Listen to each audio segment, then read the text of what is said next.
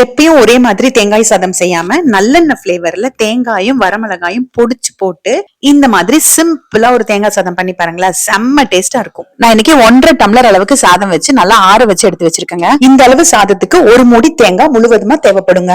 இந்த தேங்காயை நான் கட் பண்ணி மிக்ஸி ஜார்ல சேர்த்திருக்கேன். ரொம்ப முத்தலா இருந்தா இந்த மேல இருக்கிற தோல் எடுத்துருங்க. இது எலசா இருக்கிறதுனால இந்த தோலோடவே சேர்த்துட்டேன். இது கூட சின்னதா இருக்கிறதுனால 5 வரமிளகாய் சேர்த்துட்டு மிக்ஸியில பொடிச்சு எடுத்துக்கலாம். தண்ணி ஊத்தாம பொடிக்கணுங்க.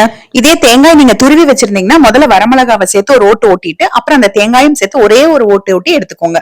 கடாயில ஒரு 5-6 ஸ்பூன் அளவுக்கு நல்லெண்ணெய் சேர்த்துட்டு கடுகு, கடலைப்பருப்பு, உளுந்து பருப்பு, கொஞ்சமா முந்திரி அல்லது வேர்க்கடலை சேர்த்துக்கலாம். இல்லன்னா அதை ஸ்கிப் பண்ணிக்கலாங்க. பெருங்காயத்தூள் கொஞ்சம் தாராளமா சேர்த்துட்டு கருவேப்பிலையும் சேர்த்துட்டு கொஞ்சம் நல்லா ஃப்ரை பண்ணி விட்டுட்டு இப்ப நம்ம மிக்சியில பொடிச்சு வச்சிருக்கோம் பாருங்க, அதை சேர்க்கணும். சேர்த்துட்டு 1 அல்லது 2 நிமிஷம் வதக்கினா போதுங்க. இது ரொம்ப வதங்கினா தேங்காய் ரொம்ப ட்ரை ஆயிருச்சுன்னா சாதம் நல்லா இருக்காது. அந்த ஈரம் இருக்கணும், தேங்காயில இருக்கிற ஈரம் இருக்கணும். இப்ப நம்ம ஆற வச்சு வச்சிருக்கிற சாதத்தையும் சேர்த்துட்டு மிக்ஸ் பண்ணிக்கலாம். கரெக்டா சின்ன டம்ளர்ல நம்ம காஃபி குடிக்கிற டம்ளர்ல 1.5 டம்ளர் அளவுக்கு அரிசி வச்சுங்க. 3/4 ஸ்பூன் அளவுக்கு பொடி உப்பு சேர்த்துட்டு நல்லா மிக்ஸ் பண்ண வேண்டியதுதான். அவ்வளவுதாங்க, தேங்காய் சாதம் சூப்பரா ரெடி ஆயிரும். வதக்கறதுக்கு பச்சை மிளகாய் சேர்த்து தேங்காய் சேர்த்து பண்ணுவோம். இந்த மாதிரி ஒரு தடவை ட்ரை பண்ணுங்க. இது ஒரு தடவை அது ஒரு தடவை ட்ரை பண்ணும்போது ஒரு வெரைட்டியா இருக்கும். அவ்வளவுதாங்க. இதுக்கு தொட்டுக்கிறதுக்கு எல்லா பொரியலும் சூட் ஆகுங்க.